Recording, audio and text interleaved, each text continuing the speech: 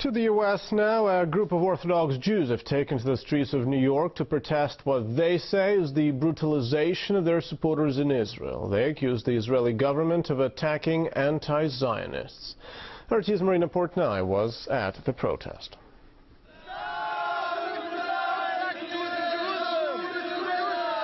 They call themselves the True Torah Jews, a group dedicated to condemning the ideology and legitimacy of Israel. Crammed behind barricades in Midtown Manhattan, hundreds demonstrated across the street from the Israeli embassy. The most harmful place for Jews are in Israel.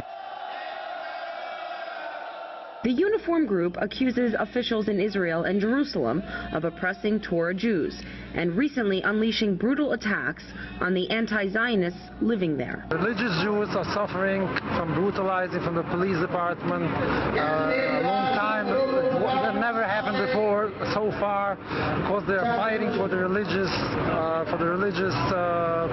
In this case, those belonging to the same religion couldn't be more divided on their belief.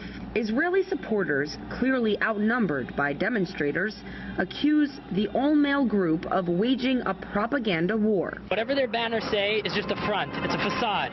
But these people are inherently anti-Israel. Once and for all, stop doing what you're doing. You need to support the state of Israel and not go against it. If they want to protest against something, they should come to Israel, not stand here and yell. The Torah Jews say they oppose Zionist sovereignty over Jerusalem and the entire Holy Land. Instead, they say the creation of Israel completely conflicts with the traditional teachings of Judaism. Jews are not to be the government. The government should be anybody, not Jewish people, not allowed to have a government for the Messiah. This group just happens to be proclaiming their position from New York City, a metropolitan home to the largest concentration of Jewish people outside of Israel. The secular split remains so volatile that dozens of cops surrounded protesters to prevent any possible altercations.